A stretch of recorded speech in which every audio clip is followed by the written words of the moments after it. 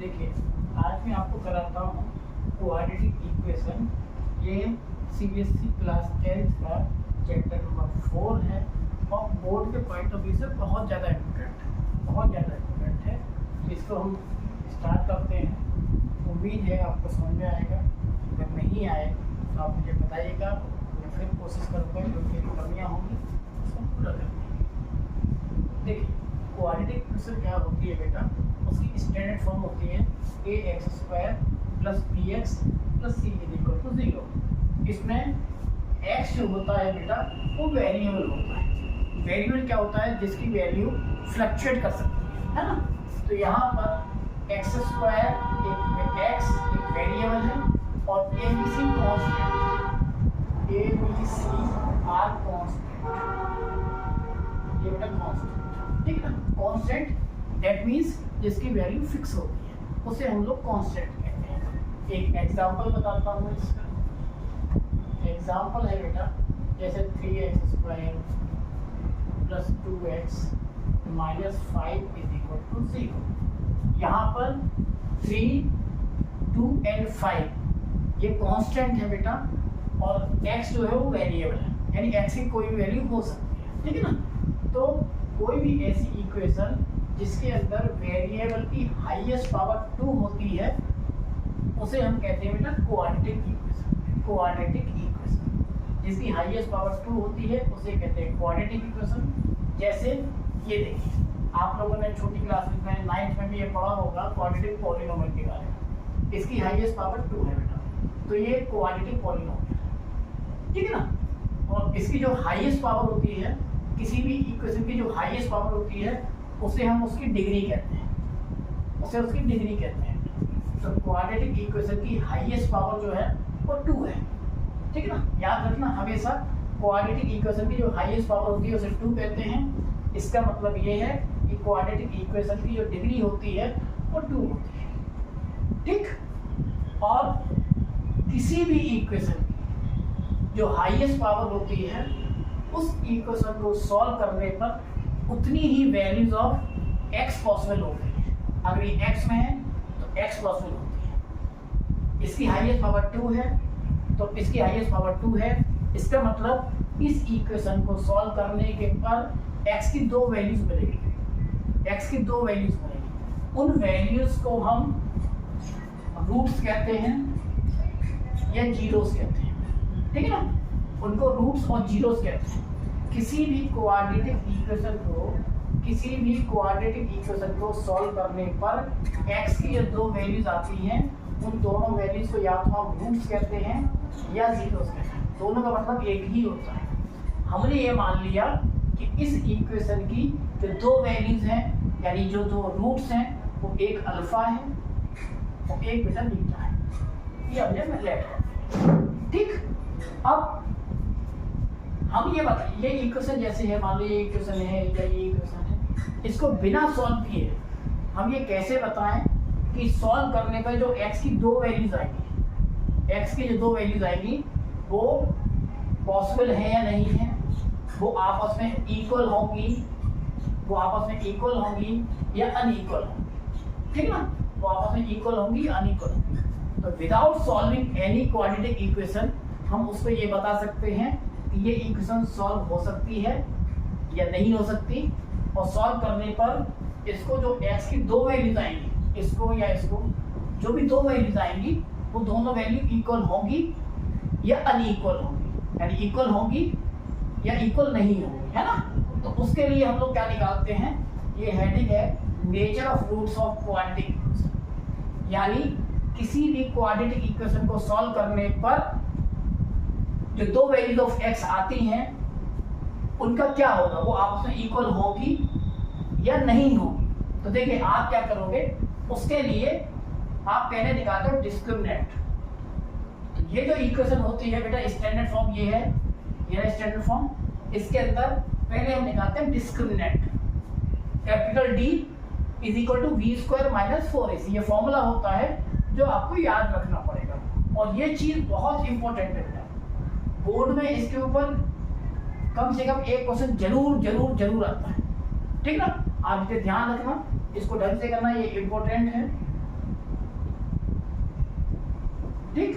तो आपको डिस्क्रिमिनेंट पूछेगा तो उसका सिंबल होता है कैपिटल डी और वो इज इक्वल टू होता है बी स्क्वायर माइनस 4ac। इसकी 3 कंडीशन होती है।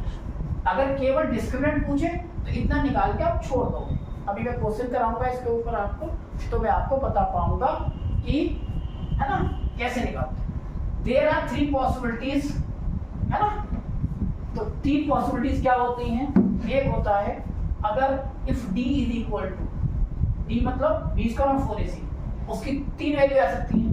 या तो 0 से बड़ा नंबर आएगा, it means if B square minus 4ac greater than 0, greater than 0 that means positive value, है ना। जो भी नंबर 0 से बड़े होते हैं वो सब पॉजिटिव कहलाते हैं। तो इफ डी ग्रेटर देन 0 और B square minus 4ac greater than 0, तो उसमें ये ध्यान रखना then roots are real and unequal,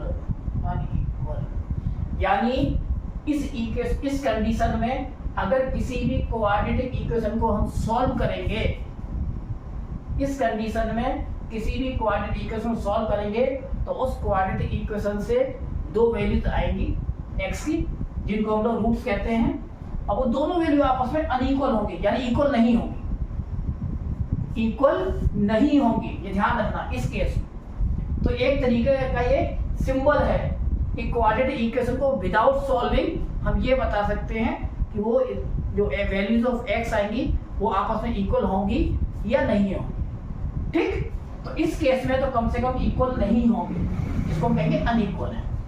दूसरा केस, इफ d मतलब डिस्क्रिमिनेंट, जिसको आप लोग बी स्क्वायर और 4ac भी कहते हो बेटा, उसकी वैल्यू अगर 0 के बराबर आई तो रूट्स जो होते हैं वो रियल होते हैं। इसका मतलब जो क्वाड्रेटिक इक्वेशन है वो सॉल्व हो जाएगी, फैक्टराइज हो जाएगी, और एन इक्वल जो x की 2 वैल्यूज आएंगी जिसको हम लोग रूट्स कहते हैं वो आपस में इक्वल होंगे। ये पॉइंट बेटा मोस्ट मोस्ट मोस्ट इंपोर्टेंट है, ये ध्यान रखना ये वाला पॉइंट। इसके ऊपर ऐसा कोई साल नहीं है, कोई ईयर नहीं है, चाहे वो CBSE बोर्ड हो चाहे वो स्टेट बोर्ड हो, कि इसके ऊपर क्वेश्चन ना आए। ये आप स्टेटमेंट ध्यान रखना, ये बहुत इंपॉर्टेंट है, ठीक है ना। ये बात आगे ध्यान रखना। अब इसमें थर्ड केस क्या है, if d is equal to B square minus 4ac less than 0, less than 0 मतलब 0 से छोटा, 0 से छोटा, तो इसमें इसके लिए क्या आएगी नेगेटिव, इसके लिए आएगी नेगेटिव, नेगेटिव होता है सॉरी। तो देन रूट्स आर इमेजिनरी और नॉट रियल, नॉट रियल। इस केस में कोई क्वाड्रेटिक इक्वेशन सॉल्व नहीं होगी इस केस में। किंतु ये वाला पॉइंट बहुत इंपॉर्टेंट है, ध्यान रखिएगा। मैं इसके ऊपर अभी एक क्वेश्चन करके आपको दिखाता हूँ इस केस के ऊपर, बहुत इंपॉर्टेंट है, मोस्ट मोस्ट मोस्ट इंपॉर्टेंट है, ठीक है ना, मोस्ट मोस्ट मोस्ट इंपॉर्टेंट।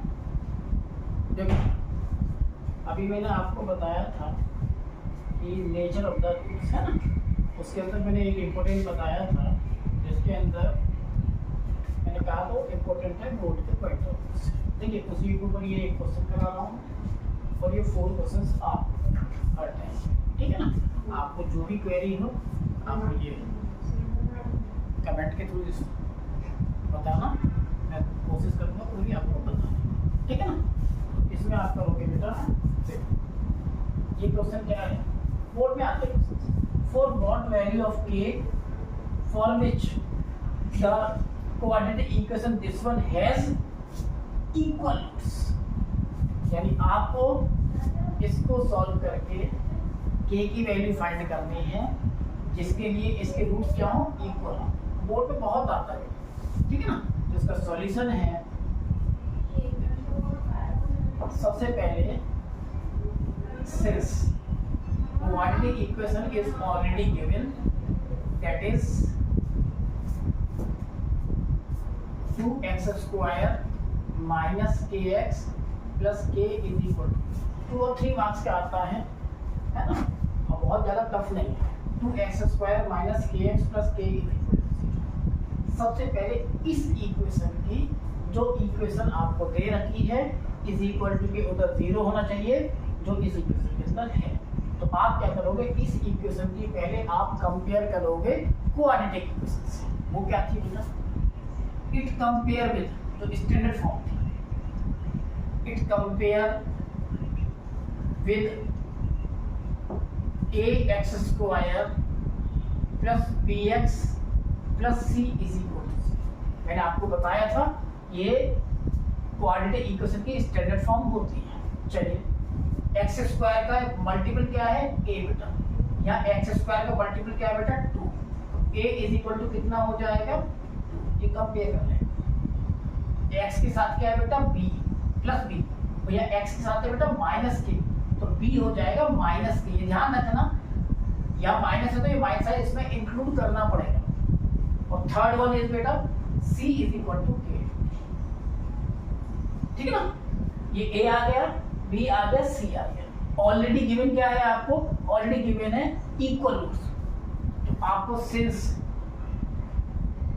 ये गिवन है आपको for equal roots, equal roots के लिए अभी मैंने कंडीशन आपको बताई थी, for equal roots capital D, जिसको आप लोग b स्क्वायर माइनस 4ac भी कहेंगे, वो बेटा उसकी वैल्यू 0 के इक्वल होती है।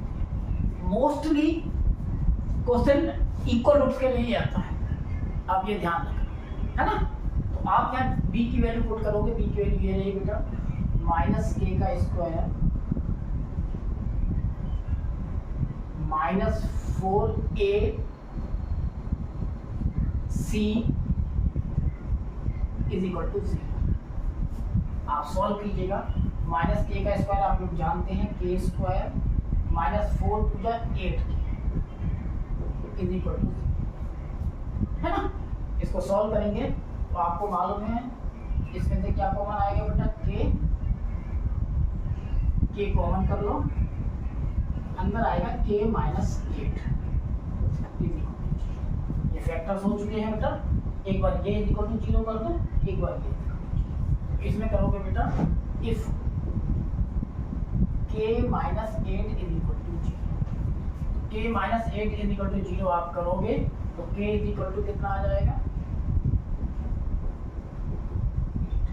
यही आंसर, ठीक। और एक बार आप जैसे इक्वल टू 0 कर सकते हो, तो ये दो आंसर होंगे आपके, k is equal to 0 and k is equal to 8, ये दो आंसर होंगे। और ये आपको मैंने क्वेश्चन दे रखे हैं, आपको अगर कोई दिक्कत हो तो आप कमेंट में मुझे बताइएगा, और इस क्वेश्चन को पॉज कर करके आप देखिएगा, जो भी दिक्कत है आप मुझे बताइएगा, ठीक है, ओके।